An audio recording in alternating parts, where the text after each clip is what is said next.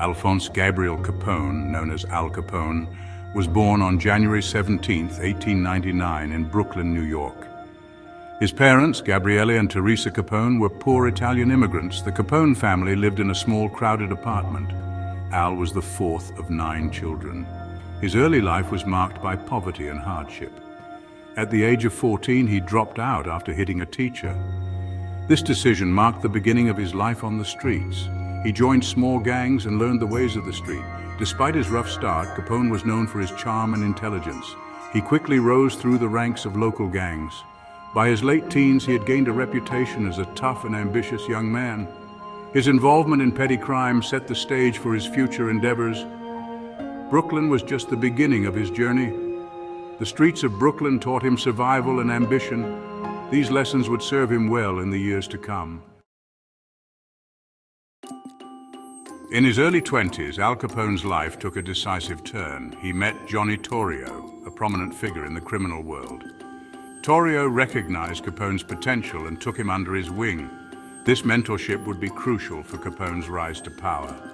Torrio taught him the ropes of organized crime. Capone's reputation grew in Brooklyn. He became involved in various illegal activities, including gambling and loan sharking. His charisma and ruthlessness made him a formidable figure. Brooklyn became too small for his ambitions. Under Torrio's guidance, Capone began to think bigger. He was introduced to influential figures in the crime world. This network would prove invaluable. Torrio decided it was time to expand their operations. Chicago, with its burgeoning criminal scene, was the perfect opportunity. In 1920, Capone moved to Chicago to assist Torrio. The stage was set for his ascent to power and infamy. Chicago in the 1920s was a city rife with opportunities for those willing to bend the rules. The Prohibition era had begun and alcohol was banned. This ban created a lucrative black market. Johnny Torrio saw this as a golden opportunity. He brought Capone to Chicago to help him seize it. In Chicago, Capone quickly established himself as a force to be reckoned with. He was Torrio's right-hand man and handled the dirty work. His job was to expand their territory and eliminate rivals. Capone's brutal methods were effective. He used violence and intimidation to build their empire. Capone's charm also played a role in his success. He knew how to make friends in high places. Politicians, police officers, and judges were on his payroll. This network of influence protected him from the law. By the mid-1920s, Capone was a dominant figure in Chicago's underworld. At just 26 years old, he became the boss of a vast criminal empire. The Prohibition era was a time of great opportunity for organized crime. The 18th Amendment, which banned the sale of alcohol, was passed in 1920. However, the demand for alcohol did not disappear. Instead, it created a black market. Bootlegging became a highly profitable venture. Capone saw Prohibition as a golden opportunity. He expanded his operations to include the production and distribution of alcohol.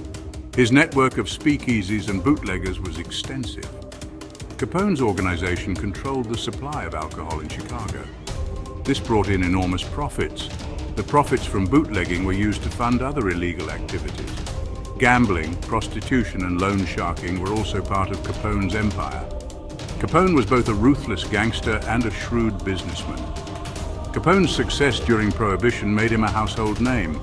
Despite increased scrutiny from law enforcement, Capone managed to evade capture for many years. Bootlegging was the cornerstone of Capone's empire. The illegal production and distribution of alcohol brought in millions of dollars. Capone's organization was well-oiled and efficient. They controlled every aspect of the supply chain, from production to distribution. Capone's network of speakeasies was extensive. These secret bars operated under the radar of law enforcement. Customers could enjoy a drink and entertainment in these hidden establishments. Speakeasies became a cultural phenomenon during Prohibition. Capone's influence was felt throughout the city. To protect his operations, Capone employed a small army of enforcers. These men used violence and intimidation to keep rivals at bay. Capone's willingness to use force made him a feared figure. However, he also knew when to use diplomacy. He made alliances with other gangsters to maintain control. The profits from bootlegging allowed Capone to live a lavish lifestyle. Bootlegging was indeed Capone's golden goose. Capone's rise to power faced challenges from law enforcement, rival gangs, and betrayal within his ranks. Each required a strategic and ruthless response. Despite bribing officials, honest officers were determined to bring him down. Capone used informants to gather intelligence, avoiding raids and arrests. Rival gangs posed a significant threat, leading to violent turf wars. Capone used violence and diplomacy to deal with rivals, eliminating anyone in his way. Betrayal was common, but Capone's leadership maintained control. One of the most infamous events in Capone's career was the St. Valentine's Day Massacre. On February 14, 1929, 7 members of the rival North Side gang were gunned down in a garage. The massacre was a turning point in the gang wars of Chicago. It was a demonstration of Capone's power and ruthlessness. Capone's men, some dressed as police officers, carried out the attack. The brutality of the massacre shocked the nation. The North Side gang was effectively eliminated as a threat. The massacre brought intense scrutiny upon Capone. Despite the lack of direct evidence, Capone became the prime suspect. The St. Valentine's Day Massacre marked the beginning of the end for Capone. Al Capone's wealth was legendary.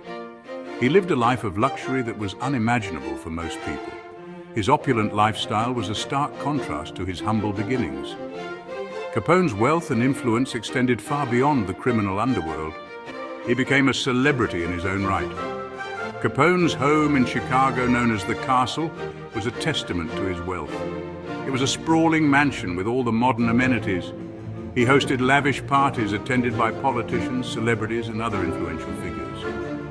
Capone's charisma and generosity made him popular among those who benefited from his largesse. Capone's influence extended to the media and public perception. He was often portrayed as a modern-day Robin Hood. He donated to charities and helped the poor. This public relations strategy helped to garner support and sympathy. Despite his criminal activities, many saw him as a benefactor. However, Capone's lavish lifestyle also drew unwanted attention. Despite his efforts to evade capture, Al Capone's luck eventually ran out. The federal government intensified its efforts to bring him to justice. They focused on his financial activities, knowing that his lavish lifestyle was funded by illegal means. The strategy would prove effective. In 1931, Capone was indicted on charges of tax evasion.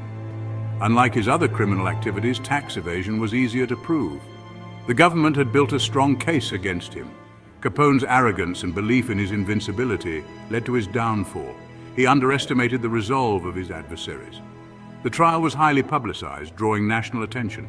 Capone tried to bribe jurors, but the judge replaced the jury at the last minute.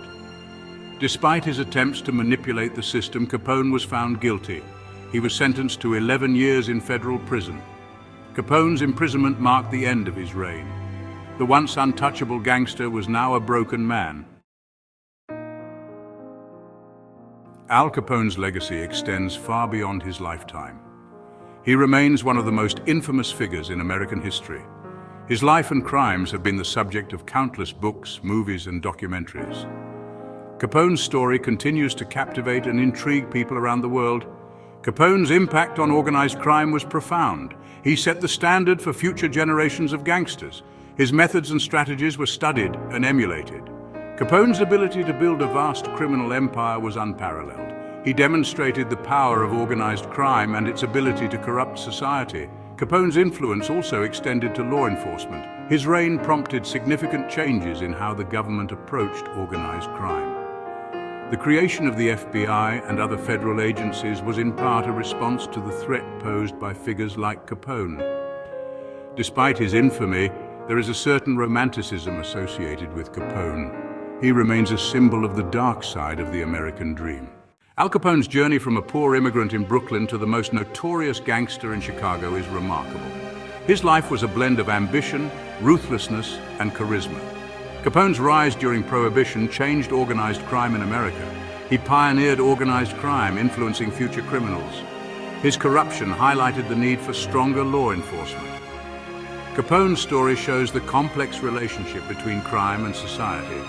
His impact extended beyond his lifetime. His life and crimes are part of American folklore. Lessons from his era shape law enforcement and policy. Capone's story reminds us of the consequences of unchecked ambition. Al Capone was both a charming figure and a ruthless criminal. His legacy shows the enduring impact of organized crime on American history.